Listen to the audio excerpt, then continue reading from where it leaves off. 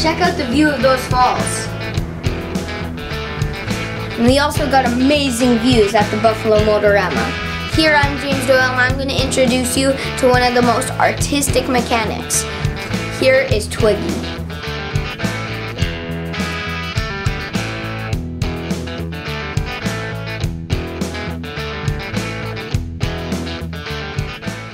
I like this. This is my favorite part. Did you put that on yourself? Or did it kind of came like... Dad's old jet. Really? Yeah. From the 1950s. Oh yeah. So it's James Doyle here interviewing, obviously, the prettiest mechanic in all of America, so that's pretty sick. Pretty amazing, I got to say. So, I have a question. So, a few questions, actually. So, when you started in school, in elementary school, did anything from elementary school help you with the Vegas rat rods that you work in today? Like, does any of it kind of relate to what you do now? In elementary school? Elementary school. Probably not. I feel like if I could think that far back, because it's been so long, I feel like probably just playing with Lego. Lego was probably my first thing into getting into like building. Mechanic and stuff? Yeah, just kind of getting into the Lego that kind of moved, like all the little motorcycle and car stuff that actually like had its own little engines that moved. So that really helped. And I did a lot of like, I don't know, I guess a lot more kind of like metal and wood fabrications. Like my dad was always continuously building our house, so doing like electrical and plumbing and woodwork and stuff was kind of something that was something that was expected of us. But I didn't, and I got into more like fabrication and like costuming. Like I worked with a lot of material, and in high school I didn't really get into car building until I was maybe 20. All right. So after school, you started modeling. You only do that for like 2 years, and then... No, I still do it. It's just more of a form of creative expression than anything else. I think that when you're an artist, there's just so many different avenues that you can take that, and so modeling was one of those things for me. But it's always something that I've done for my own amusement, I think. So what university did you go to? So I went to college. I went to trade school. Oh, you went to a college? Okay. Yeah, I did. So I went to Automotive Training College in Toronto, and I went for automotive technology. So I have a certificate in that. And then I started my apprenticeship in mechanics, and then got into fabrication and welding from there. And then now I do a lot of like fabrication and welding, but I do a lot more body work now too. So I think that when you start in trade, you don't necessarily finish where you started. There's so many different avenues that you can kind of go through. Now, what is the most, so when you're working with the Vegas rat rods, like what is the most worth it kind of like rebuild sort of thing that you did? Like as far as the builds were concerned, like the cars that we did? Yeah. I think I would have to say the thing I was most proud of was probably really learning from Kyle and Travis. They do all the auto body, and they do a lot of the detail work, and they do a lot of the paint, and that was something that I wasn't really super used to. So being able to really learn from two really just really like inspirations, like very very creative but very dedicated and very talented artists, like really pushed me in a different direction than I thought I would go. Yeah.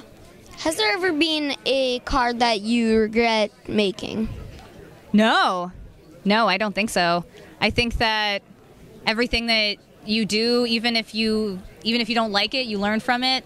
Everything is a learning curve. So I feel like there's really not a car that I remember when you said in like episode 5 of that TV series, you said that like what's his name was when he makes a car, it's like making a part of him. It is true. Yeah, I think that especially rat rods in particular, because they're so personal. Yeah, and they're like Frankenstein basically. Yeah.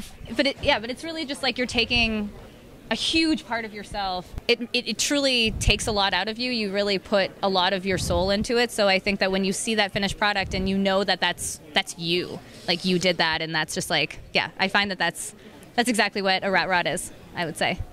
So what's the difference between a hot rod and a rat rod? Okay, so I would say that a hot rod is more of it's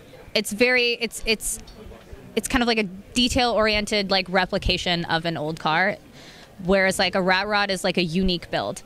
Like when you're building a hot rod, sorry, it's very, you're trying to make it period correct to an extent. Yeah. Whether you're making like I don't know, an old car that has all the original parts, or you're making like a gasser, which is like it's still 60s oriented. You're still making it period correct. Yeah. Whereas like a rat rod is a very unique build that like has no rules. And depending on who makes it, it's like only that person can make it. Exactly. Yeah. It's very unique to the person building it. So I mean, just like a hot rod, like I have nothing against hot rods. They're beautiful builds, and like I really hope that some of them. Yeah. Well, like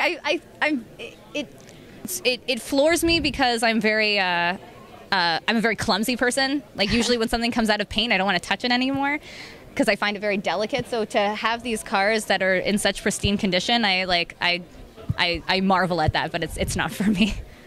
So what's a word of inspiration for girls who are in that industry? Kind of like for girls that are in that industry, like what's a word of inspiration? So I now work out of an all-chick auto body shop out in Mississauga, Toronto. It's called Ink and Iron. It's just a bunch of really, really talented chicks that do everything from auto body to fabrication and paint and stuff like that. So, I mean, I'd say that just do whatever you want to do, however you want to do it. Yeah. And there's really, like, I know it's such a cliche thing to say, I guess, but it's just not to let anything or anyone stand in your way from doing what you want to do, because there's really nothing. There's nothing better than being exactly who you are and doing exactly what you want to do, just like you. So thank you very much for letting me interview you and telling all these peoples about yourself. No, thank you. I so appreciate it. Where about this part?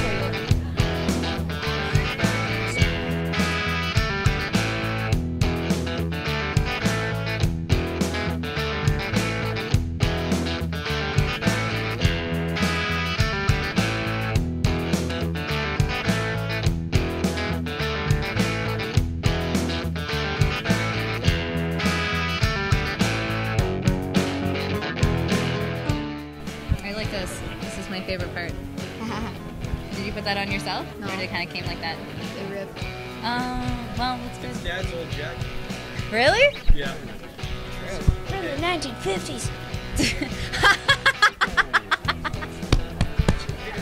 Oh yeah, that's